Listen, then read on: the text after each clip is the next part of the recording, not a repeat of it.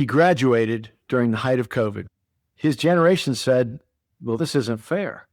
Casey Ridley built a 55-store franchise by 25. This is what the next generation looks like when they stop complaining and start building. Welcome to the Operator's Code. The most important lessons in business and life never make it into textbooks.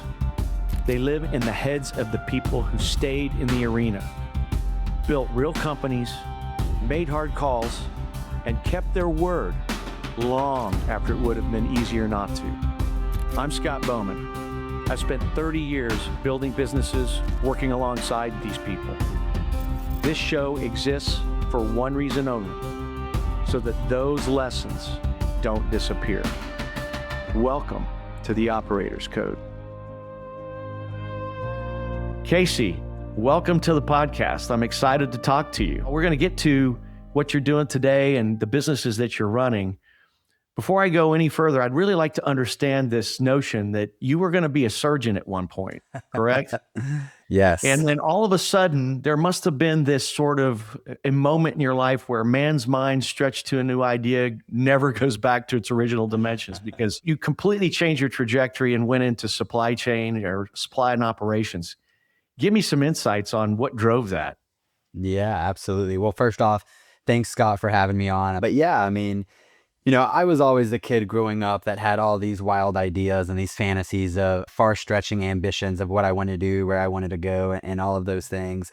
And I went to college and I was in the pre-med track, and I found a passion and love for wanting to help people, wanting to kind of have a little bit more control into my life, but helping people in the medical space. And so specifically, it wasn't just being a doctor, it was being a surgeon, it was kind of having my own practice, it was kind of going an entrepreneurial route within the medical space. And I just didn't know that those dots, that where they were connected in the way that they were.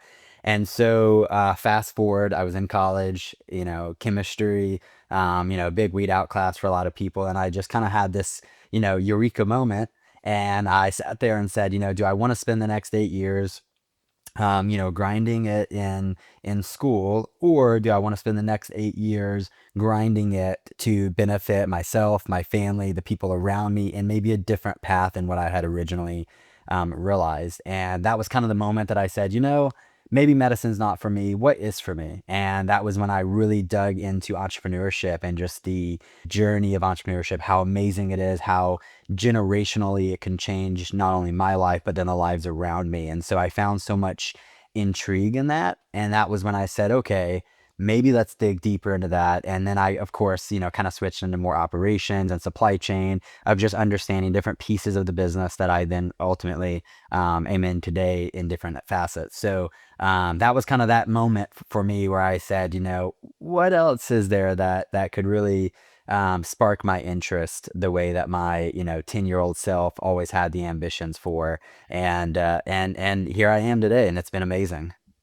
Okay, so what I'm hearing here, though, is that this idea of service was a big part of your initial decision to go into the pre-med route, but it was also fundamental in your decision to explore other options. So that ultimately you were looking for a venue where you could have impact and provide service, not just to your nuclear family, but to everyone around you. And that's an interesting concept, that leadership is really about service, something I actually agree with. I believe in that. So let's dive into that a little bit with you. Where did this notion, this internal drive around being a service leader, where'd that come from? My mom did have something to do with that. I have a wonderful mother, early part of my life, single mom, 3 boys, and I really saw kind of that servant leadership from her of just like always putting, the boys first. And so I think that built a lot in me kind of internally that I didn't realize. Fast forward, my mom met my now stepdad, who has been a huge part of my life. And I saw that with him too. He came in and, took on what we all call the barn animals of 3 boys, running wild around the house. And he took that on and has just been a huge, part of my life.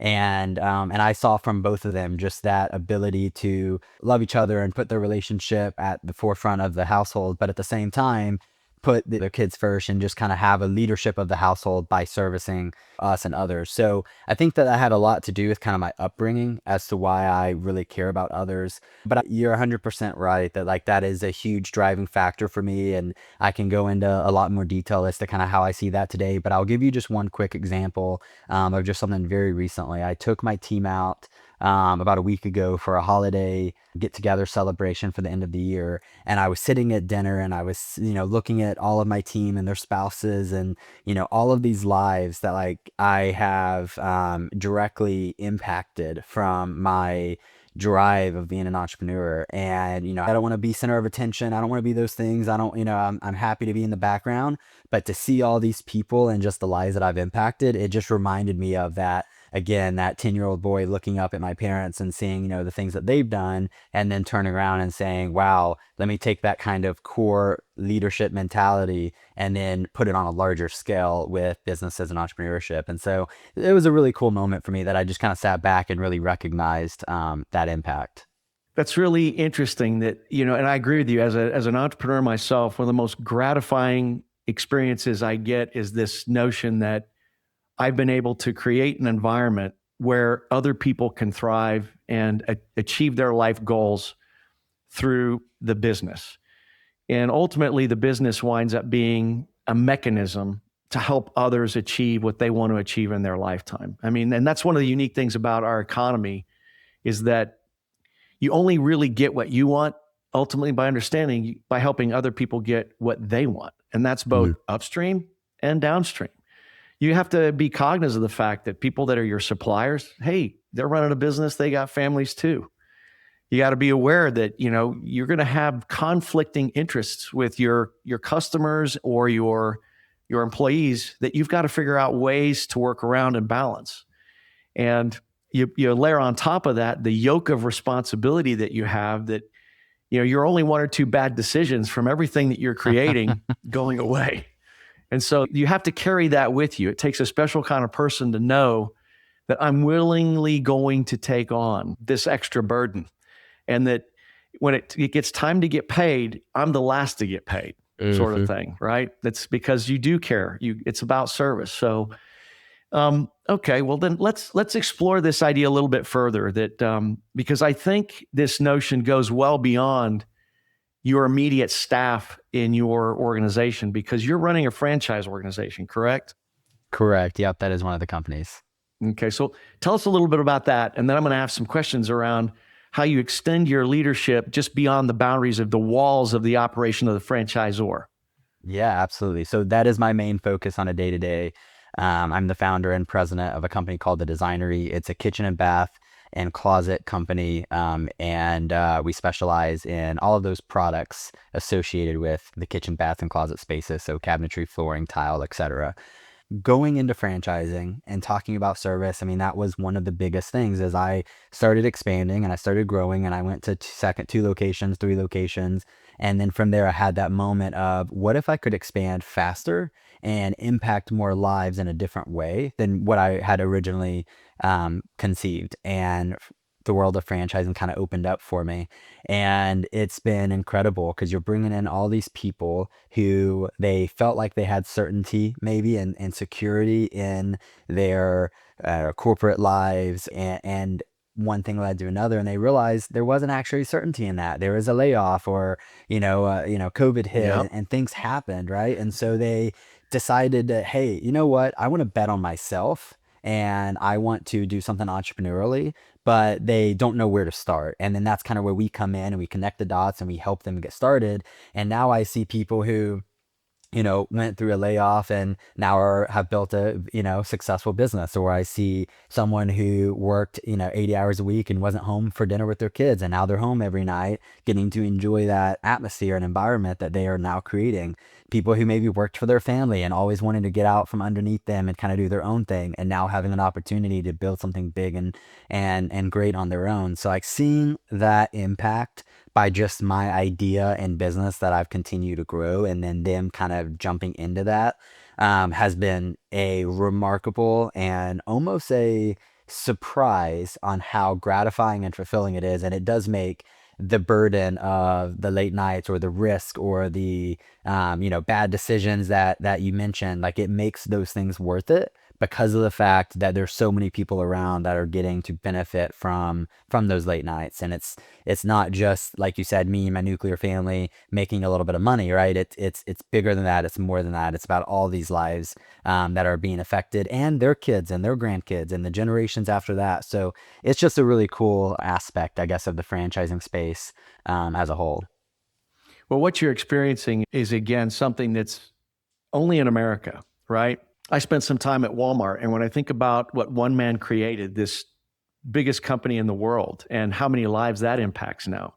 And that's really only about, what, 2.5 generations ago that this guy, out of nowhere, from one little store, a Ben Franklin franchise, that they eventually became this global dominating company that provides a living for millions of people. So you're on a smaller scale, that's exactly what you're doing. You're replicating, and that's what's great about America, is that this happens over and over and over again, I mean, in little small grassroots developments. And that's part of what I want to cover in this leadership, because great leaders aren't just the guys we memorialize with marble statues, right? It's real good leadership is happening every single day at the grassroots level, whether you're a tugboat captain, whether you're just being a great father and being the head of a family or something, or a mother who's a single mom, like your life that you went through. These are the kinds of things that I think need to be highlighted, because leadership is something people talk about, but really nobody really understands it. How do you become a good leader? And that's part of what I want us to get to in a little bit more detail now. But first, let me ask you, you are franchising. How many franchisees do you have now? What are you up to? Yeah, so we are at 55 storefronts currently across the country, which equates to roughly about 110 or so territories, speaking in the franchising lingo. Mhm. And that is made up of about 48 franchise owners right now. So we've grown very quickly in a short period of time. I have an incredible team around me. I have incredible franchise owners who are busting it every single day and building great businesses. And that has allowed us as a brand to continue growing and pouring back the resources into the franchise owners for them to continue growing their businesses as well. Okay, so you've gone from a small, let's call it mom and pop, single store operation. You expanded to 2 or 3 stores. You got into franchising. Exactly how did that happen? Yeah, I mean, like I said earlier, it was really just all about the idea of growing faster and being able to impact more communities in a faster time frame. You're 100% right. Walmart. I actually went to the Walmart Museum in Bentonville, Arkansas, not too long ago, and learned a lot about Sam Walton and what he had built. So I look at that of, he's done amazing, but it did take a long period of time. And so I sat back and I look at someone like that and say, okay, what he's done is incredible. How can I maybe learn from that and take some efficiencies from that to maybe do something on my own and do something a little bit faster, a little bit more efficient? And that was when I just started, researching and looking around and networking and going to conferences. And then I came across franchising, and I had the belief that franchising was your fast food restaurants, or it was in the food and beverage space. And then I realized that's not true. They're all around us every single day, and I just didn't realize it. I wasn't looking at it with that lens. And so I said, can I franchise a business like this? Like, could that work? And ultimately, that's what I started doing. Just kind of that idea of growing faster and more efficiently, and also more effectively too, right? Being a leader is super important, like you mentioned. So how do I then be a leader to other leaders was kind of the principle that I also had too. It's one thing to just be a leader to a single siloed organization, but then when you have multiple organizations within that you're leading, and oftentimes indirectly, it totally changed my frame of mindset of, okay, I need to build internally differently so I can build something faster and greater and ultimately continue down the path of franchising. So what you're describing, because I spent some time in the military, and so when I was taking all my military history courses, one of the things I learned was this notion of, and it comes out of the late 1800s, the Prussian military. It's a German word. It's called Auftragtaktik. And it literally means pushing power down to the lowest possible level. So in modern day, we call that operational orientation. So it's a mission orientation. It means that as a leader, you really don't have followers. You actually have a bunch of subordinate leaders. And so it's kind of the next man up idea all the time. It's like you hear about in football. Quarterback goes down, hey, next man up. You know the playbook, you know the plays, you know the players. We've done the homework on the opposing team. You're the next man up. And you understand the mission. And that's essentially what you're describing when you talk about your territories and your 48 franchisees, essentially, is that you've got to develop let's call it a system, but a system is not just a simple thing. It's people, it's process, it's technology, it's money, right? And, obviously with a franchise if you're a franchisee, part of what you're paying for is the wherewithal and the knowledge that you don't have to build organically. You absorb that into your future organization, the process, the technology, you understand the investment. Those three things are known up front. But clearly one of the hardest things to do, and where generally all of us can probably say as entrepreneurs, the biggest challenges we face are often with people, right? So you've got to find those subordinate leaders that understand what you're looking for in a brand, and that you've got a real clear understanding of what you're looking for in those subordinate leaders, so that they know how to go out and hire the right kinds of people that will reflect the value proposition of your brand. So as you've moved forward here and you've added, now you've got, like you said, 55 storefronts. How did you go through that process? How did you, in your own mind, say, well, what am I evaluating here in terms of, because it's easy to evaluate their balance sheet and look at their money. Can they afford it? I know what technology I can put down. You can do the homework around the market. But what's hard to do is assess the capability set of this person or group of people sitting in front of you to represent your brand. So how did you do that? How did you go through that? Yeah, no, it's a great question. I mean, character traits and the right kind of leader is very much something that I'm looking at on a daily basis, especially when I talk to candidates. One thing that I really keep in mind when I'm talking to someone is I don't want someone who just says, hey, Casey, what do I need to do here? Right? Make this decision for me, right? You need someone who can persevere through tough challenges and can ultimately stand on their own and make their own decisions. That's really key. As a leader, building other leaders is how do I give them the right kind of skill set to do those things? So a lot of what we're doing isn't necessarily, obviously there's a piece of that of product knowledge and this and that, but it's also about, hey, if a situation like this happens, here's the guidance and playbook and framing around how to solve it, rather than here's a solution to solve it, because every problem is different. Every case by case, challenge in business is different. And so by equipping people with that kind of framework, I think builds a leader that in themselves that maybe they didn't even know they had. So I'm looking at, is the person I'm talking to able to become that leader within themselves? And then the second key thing, and I mentioned the perseverance side of it, but entrepreneurship is hard, right? I mean, there's just no way around it. Being an entrepreneur, being a leader, having that burden on yourself is not easy. If it was easy, everyone would do it. And franchising gives you a path to not do it alone and do it with some other people who maybe done it before you and have already some learnings and playbooks and all of those things worked out. But at the same time, it's still a grind. You still have to put in the effort and put in the work. And so I'm looking for people is this person have what it takes to just persevere through, the challenges that may come up or the difficulties that, no matter how great the business is, you might still have an employee that quits on you with no notice and you've got to deal with that. Or, you've got a customer who's just being difficult and you've got to figure out how to navigate those murky waters and get to the end of that situation. So do I have someone sitting in front of me who can be a really good leader in themselves and build a team themselves? And number two, can they persevere through those tough challenges that will come up with entrepreneurship? That's really what I look at. And I am very, very pleased to say that we have a strong, culture-bound, positive, fun family partners with all of our franchise owners who are doing that in their own communities and making an impact. And they have those two attributes really, really honed in on. And I think it's great.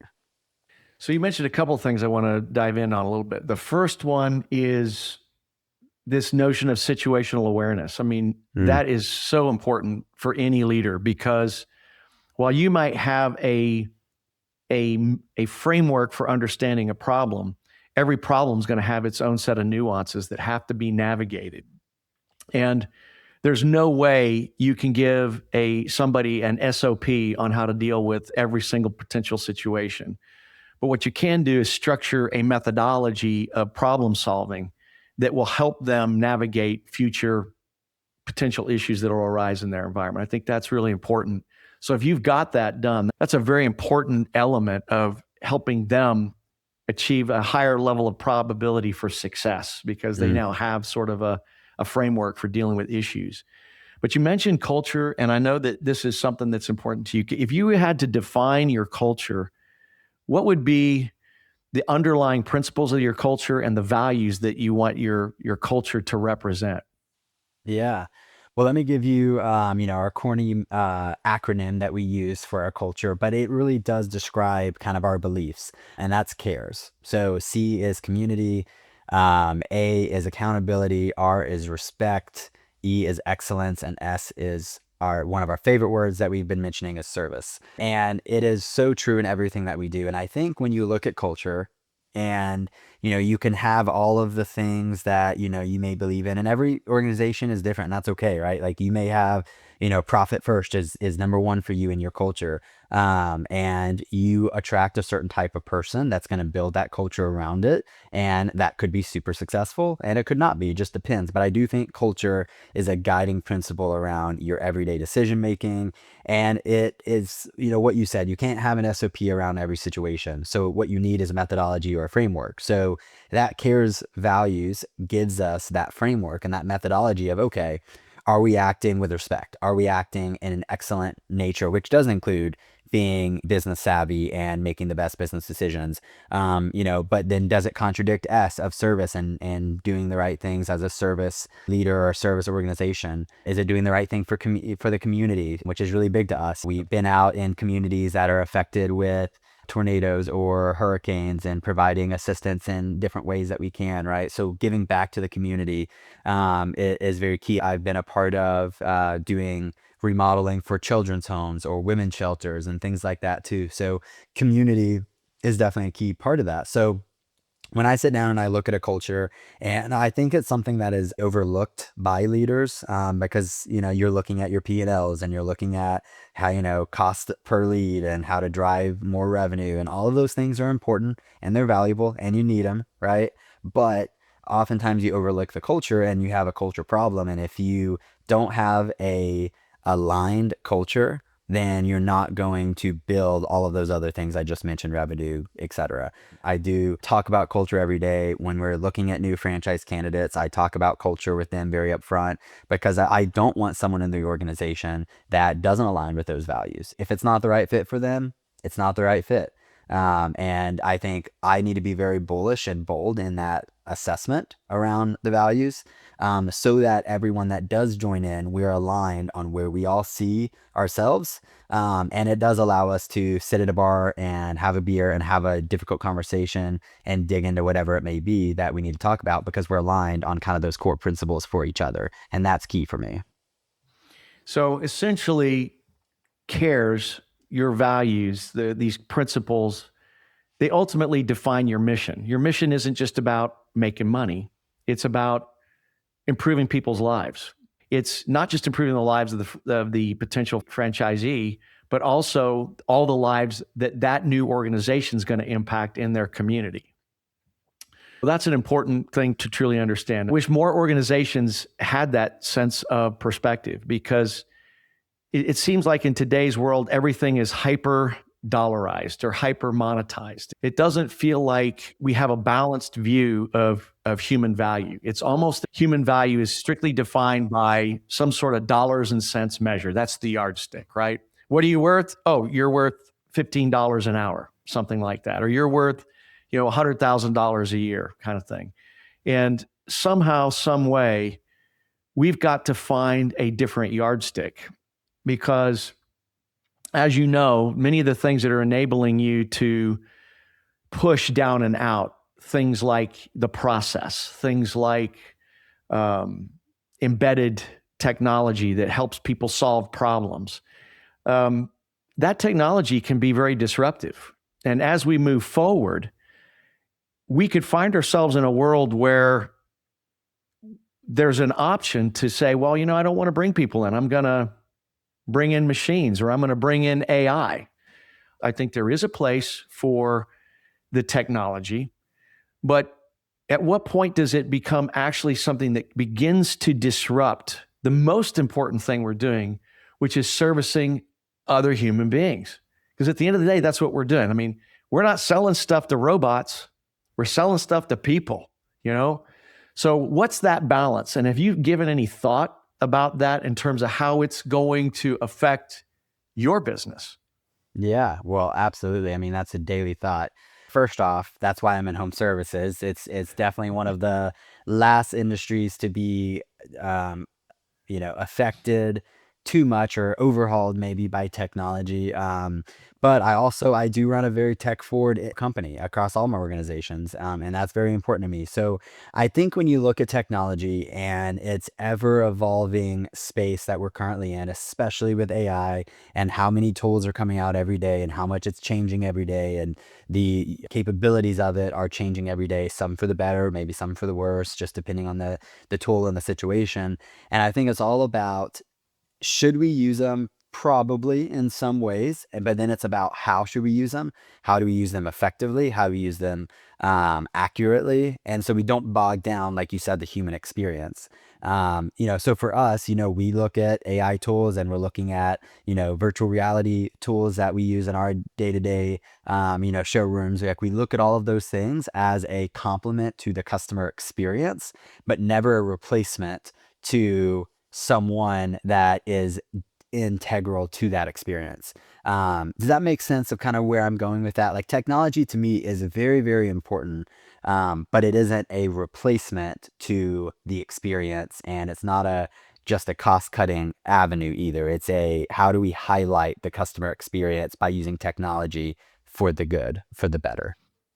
Okay. Well, the way I look at technology is it's a two-edged sword. And ultimately, it comes down to the wielder of the sword to determine how it actually impacts the relationship with your customers. And the other analogy I have is like, look, if I were to give a hammer and chisel to Michelangelo, what does he create? The David. If you were to give it to me, you'd get a rock, okay, an indistinguishable rubble of rock, okay, because I'm not a sculptor.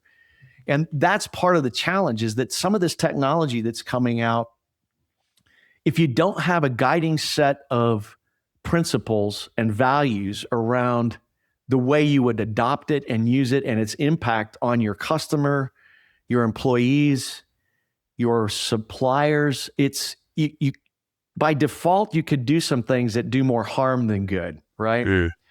And one of my biggest concerns right now is there's not enough thought. It's a race to, like, let's get to, artificial general intelligence, or it's a race to, let's create robots that can replace every human being, on a manufacturing line. And I don't think as a society, we're ready for that. I mean, so, okay, you got all these people who aren't working. Who's our customer going forward? They don't have any money. How do they make a living?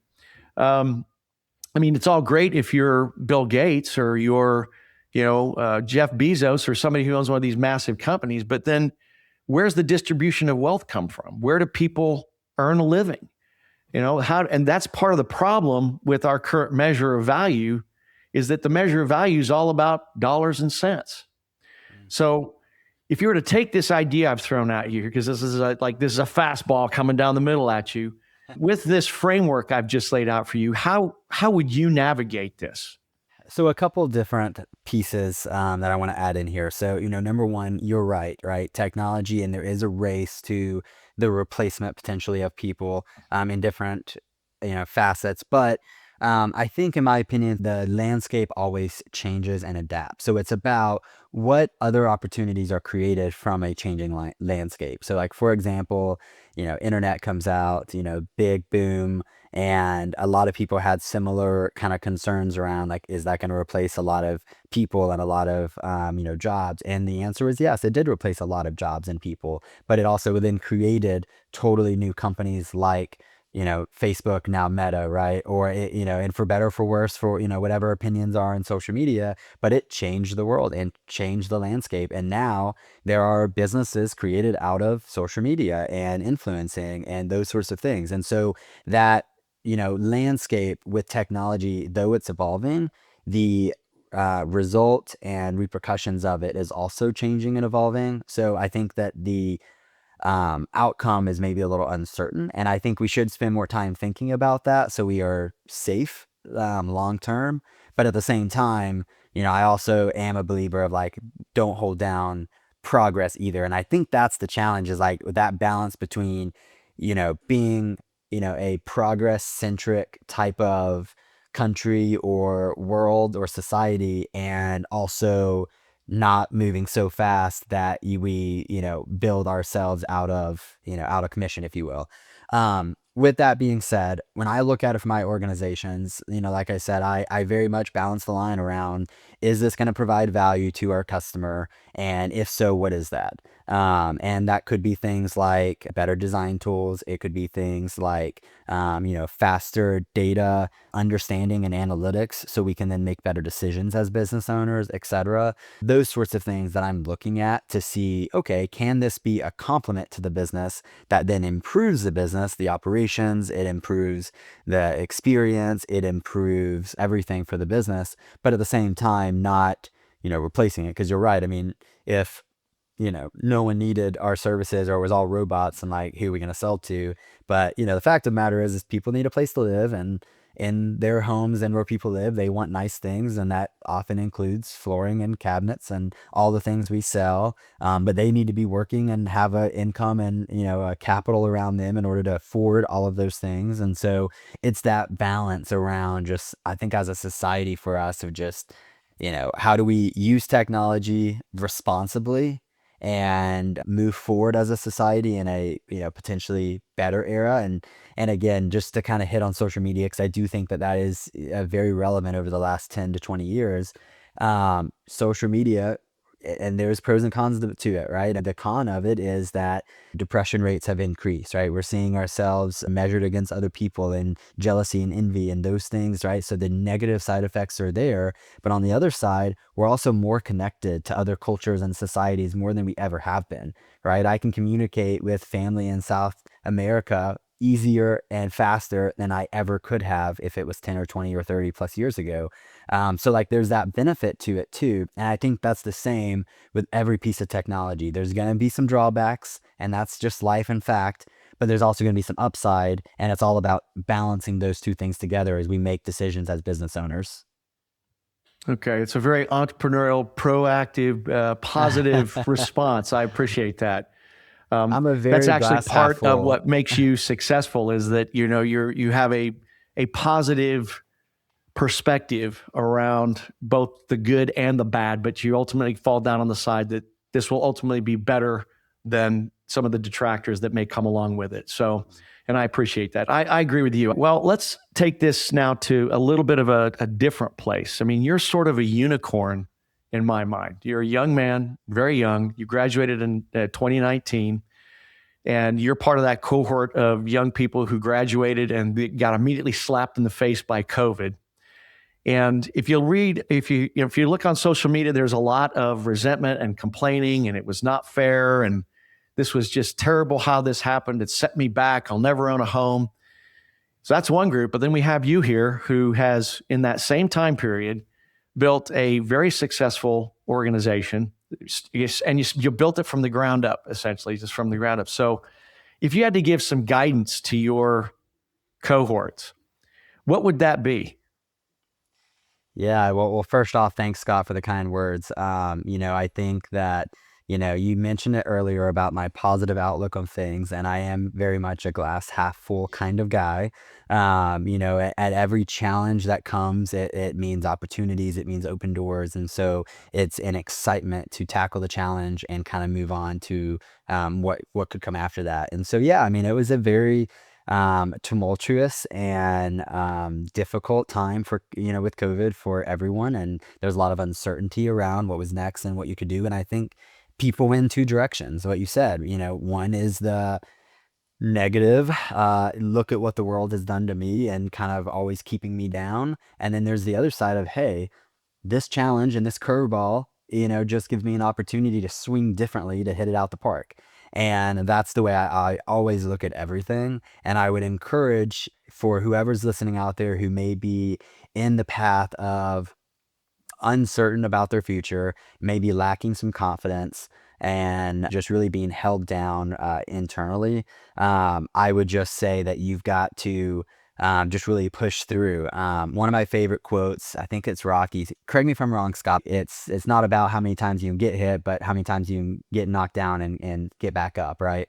And I think that's so true as a society, as a world, as a macro trends. Like, we're always going to have things that knock us down and keep punching us and keep hitting us. And it's just all about how many times we can just get back up and just keep going, keep getting hit and keep going.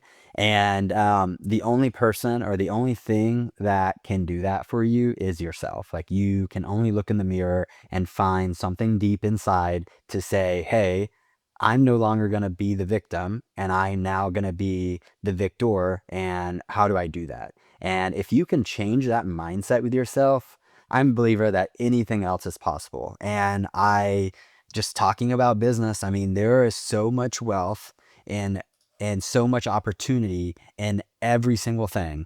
So if you are passionate about vehicles, great, go create a company with that. If you're passionate about Legos, sell Legos online, right? There's so many things that you can create a following and a business around of something that you're passionate in. But it all starts with you just having this belief in yourself that, you know what, I can do it. Screw what everyone else says, screw what the world says, screw the social media people always saying that you're dumb or you can't do it or whatever. You got to block it all out. You got to almost have a egotistical, bullish confidence about yourself that nothing can stop you. And if you can truly believe that, then in my opinion, everything is possible. And that includes, I mean, anything. Landing on Mars, for crying out loud. Anything is possible. Well, if Elon Musk has his way, we'll be doing that before too long. You mentioned these two words earlier, grit and resolve. That willingness to just, I will not quit. I am going to keep going because I believe that I'm ultimately, the only way I fail is if I quit trying, right? The other thing is that you mentioned something about recognizing something within yourself. And for me, there's three key principles for anybody to be successful in life, in that you have to have, one, a sense of responsibility. And I'll define that because there's two terms I'll use that can be somewhat misconstrued or thought to be interchangeable, but they're not. Responsibility is this aha moment you have with yourself that says, I'm response-able. You break that word apart, responsible, and say, I am response-able. I have the capacity to act. I have the capacity to respond. And then the next step would be, okay, now that you recognize that, are you going to be held accountable? Are you going to do the work? Are you going to do what has to be done to bring your vision, your mission into reality? And it's only when you've done those first two steps do you really ever achieve individual liberty. Because if you don't do those first two steps, you will always be a character in somebody else's story. You won't be writing your own story. You won't have true freedom. And that's one of the things I respect so much about what you're doing, is that you're giving people an ability within a script of a story, but also the ability to write their own story. Their ability to have their agency, control over not just their business, but their whole life. And I think that's a very admirable thing. I mean, I wish there were more people who viewed business as a means to an end to help others achieve what they want. Because again, you only get what you want by helping other people get what they want. Okay, well, this has been a really fun, very interesting conversation. I look forward to seeing how you move forward. Thank you so much for coming on. How do people, if they want to reach you, how do they reach you? Yeah, no, absolutely. Well, first off, Scott, thank you for having me. Let me just tell you that real quick. I didn't get to tell you earlier, but I do want to also thank you for your military service. That's I'm a big pro military guy, and I just want to, thank you for your service there. But lastly, to get in touch with me, I'm a big user of LinkedIn. So please connect with me. Just Casey Ridley, Ridley on LinkedIn. And let's chat. Let's have a conversation. Shoot me a message. Of course, I'm on all the other social media platforms, Facebook and Instagram and so on. And then, of course, go to thedesignery.com, check us out, reach out to us that way, shoot me an email, anything like that. LinkedIn, number one, but of course, all the other avenues are great as well. Okay, awesome. Well, thank you very much. I appreciate your time. Before we go, just have one quick question for me, because I know you went to University of Georgia. Who's Georgia going to be playing? Is it going to be the Green Wave, or who else do they play? I can't remember the other team that's or Ole Miss. Yeah. Who's it going to be? Yeah, I think we'll have a rematch with Ole Miss. I'm interested to see what happens, but of course I'm a big Dogs fan. I've got Dogs going all the way. We've got it this year. It's going to be a little bit of a, I feel like for the entirety of the year, and I could spend another 45 minutes on this, but for the entirety of the year, I think we were maybe discounted. And I think, speaking of leadership, Kirby Smart learned from one of the greats of Nick Saban. They are some of the greatest leaders in the game. And I think Kirby is just going to do what he needs to do as a leader to rally his team around a common goal and ultimately achieve that. We'll see how this shakes out in about a month if this is totally wrong. But I definitely have big hopes on Georgia this year, and I'm excited to see it play out. Well, we will see in the next 4 weeks, like you said. I don't have a dog in this hunt this year. My team, Kansas State, just did not have a good year. But there's always next year, right? So always next year. Hope springs eternal.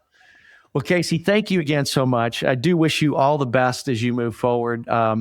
You're an impressive young leader today. We need more folks like you. So keep up the good work, man. I appreciate it. Scott, thanks again. I appreciate it. Hey, everyone. Thank you for listening to this show. We can't tell you how much we appreciate it. Remember, the best lessons don't survive unless someone chooses to pass them on. The code you operate by today isn't just building the leader you'll be tomorrow. It's shaping the organization, the people, and the legacy that you choose to leave behind. So be intentional about it. This is the Operator's Code. I look forward to seeing you next time.